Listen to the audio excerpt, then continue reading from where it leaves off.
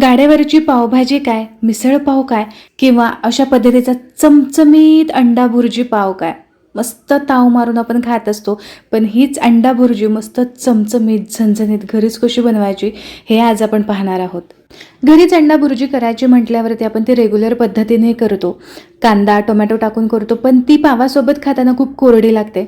असं होऊ नये यासाठी मस्त एक ट्विस्ट या भुर्जीमध्ये मी दिलेला आहे की ज्यामुळे ही मस्त स्वादिष्ट तयार होते, खात राहावीशी वाटते आणि मन अगदी प्रसन्न होऊन जातं. सोबत जिभेचे सुद्धा चोचले पुरवले जातात.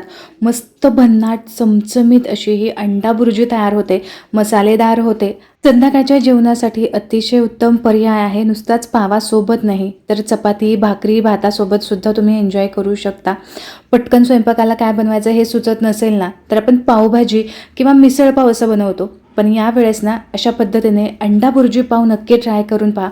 मस्त मसालेदार तयार होते आणि खातच राहावीशी वाटते. चला सुरुवात करूयात.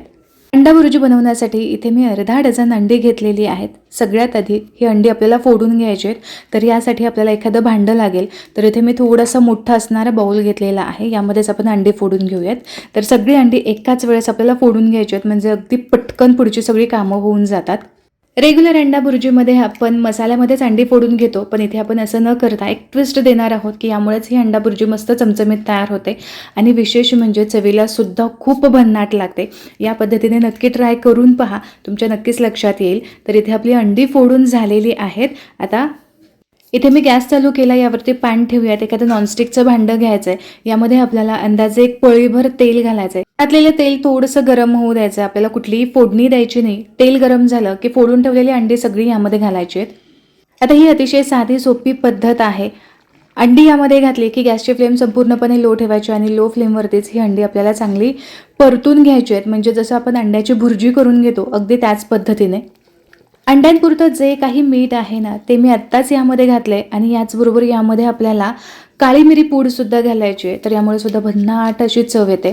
जे आपण म्हणतो ना स्क्रम्बल्ड एग, ते स्क्रम्बल्ड एग आपण इथे बनवतो आहे. तर अतिशय साधी सोपी पद्धत आहे. खूप जास्त आपल्याला तामझामसुद्धा करायचा नाही. या पद्धतीने मस्त स्क्रम्बल्ड एग करून तुम्ही लहान मुलांनासुद्धा खायला घालू शकता. म्हणजे वयवर्ष 2 ते 3 वर्षांपर्यंत मुलं अजिबात तिखट खात नाही, यासाठी हा उत्तम पर्याय आहे. तर इथे मस्त स्क्रम्बल्ड एग तयार झालेत, म्हणजेच अंड्याची भुर्जी बिना कांदा लसूण मसाला ही तयार झालेली आहे. आता ही भुर्जी तयार झाली, गॅसची फ्लेम बंद केली, साईडला ठेवूयात आणि पुढची तयारी करूयात. तर आता ना आपल्याला थोड्याशा भाज्या चिरून घ्यायच्यात. पण आता बऱ्याचदा असं होतं की आपल्याकडून जी अंडा भुर्जी आहे ती खूप अशी कोरडी कोरडी होते आणि पावासोबत अजिबात चांगली लागत नाही. यासाठी एक छोटंसं वाटण तयार करून घ्यायचं. 1 गड्डी लसूण मी इथं घेतला आहे, 1 इंच आल्याचे तुकडे, याचबरोबर मुठभर कोथिंबीर आणि एक मीडियम साईजचा टोमॅटो कट करून घेतला. आता याची आपण छान बारीक अशी प्युरी तयार करून घेऊयात. म्हणजेच असं एकदम साधं असं वाटण आपल्याला तयार करून घ्यायचं. अजिबात वाटण भाजायचं नाही, काहीच नाही, अगदी साधं सोबत चिरून यामध्ये टाकायचं आहे. छान पेस्ट तयार करून घेतली. आता या भाज्यासुद्धा चिरून घेऊ. शिमला मिरची संपूर्णपणे ऑप्शनल आहे, पण एकदा अंडा भुर्जीमध्ये नाही, एक मीडियम साईजची शिमला मिरची जरूर घालून पहा, मस्त स्वाद येतो. आता शिमला मिरची आपल्याला मोठ्या साईजमध्ये नाही तर थोड्याशा लहान आकारामध्येच कट करून घ्यायची. तर या पद्धतीने या साईजची आपल्याला शिमला मिरची कट करून घ्यायची. शिमला मिरची कट करून झाली. आता यानंतर कांदासुद्धा कट करून घेऊयात. तर 6 अंडी आपण घेतली होती, याच्या अंदाजानुसार मी इथं 3 मीडियम साईजचे कांदे घेतलेत. कांद्यांचं प्रमाण तुम्ही तुमच्या आवडीप्रमाणे थोडं कमी जास्त ठेवू शकता. आता इथे कांदे खूप बारीक नाहीत, असे उभे लांबट असे आपल्याला चिरून घ्यायचे आहेत. कांदे इथे चिरून झालेत. आता पटकन फोडणी देऊयात. इथे मी कढई चढवली आहे, यामध्ये आपल्याला 2 ते 3 पळी आपल्याला तेल घालायचं आहे. तेल थोडंसं जास्त असेल ना तर पावासोबत छान लागते, पण तुम्हाला चपाती भाकरीसोबत खायचं असेल ना तर तेलाचं प्रमाण तुम्ही कमी ठेवू शकता. तर इथे आपल्या आवडीप्रमाणे इथे तेलाचं प्रमाण घ्यायचं आहे. आता इथे तेल चांगलं गरम झालं की जिरी मोहरीची आपल्याला फोडणी द्यायची आणि सोबतच कांदासुद्धा चांगला सॉफ्ट होईपर्यंत, हलकासा रंग होईपर्यंत आपल्याला परतून घ्यायचा आहे. कांदा जर तुम्हाला उभा पातळ चिरलेला आवडत नसेल तर हा सुद्धा तुम्ही बारीक चिरून घेऊ शकता. कांदा चांगला सॉफ्ट झाला की यामध्ये आपण चिरून ठेवलेली शिमला मिरची घालायची. आता शिमला मिरची परतून घेऊ, पण यासोबतच आपल्याला कढीपत्तासुद्धा घालायचा आहे. कढीपत्त्याशिवाय अजिबातच ही भुर्जी होत नाही. कढीपत्त्याचा मस्त स्वाद येतो, यामुळे आवर्जून कढीपत्ता घाला. कढीपत्ता शिमला मिरची मस्त 1-2 मिनिटांसाठी कांद्यासोबत परतून घेऊया. तर हे सगळं साहित्य एखाद्या मिनिटांसाठी मी चांगलं परतून घेतलं. आता तयार करून घेतलेलं वाटण आपल्याला यामध्ये घालायचं आहे. तर संपूर्ण वाटण मी इथे घातलं. आता हे वाटणसुद्धा आपल्याला परतून घ्यायचं आहे. तर अंदाजे मी 1 ते 2 मिनिटांसाठी हे वाटण परतून घेतलं आहे. हलकाचं यामधलं जे मॉइश्चर आहे ते थोडंसं कमी झालं आहे. पण या स्टेजला आपल्याला जे पावडर मसाले आहेत ते यामध्ये घालायचे आहेत. तर सगळ्यात आधी आपण यामध्ये हळद घालूयात. यानंतर घालायचं आहे लाल मिरची पावडर. लाल मिरचीचा अंदाज तुम्ही तुमच्या आवडीप्रमाणे ठेवू शकता. सोबतच इथे मी काश्मीरी लाल मिरची पावडर घेतली आहे रंगासाठी.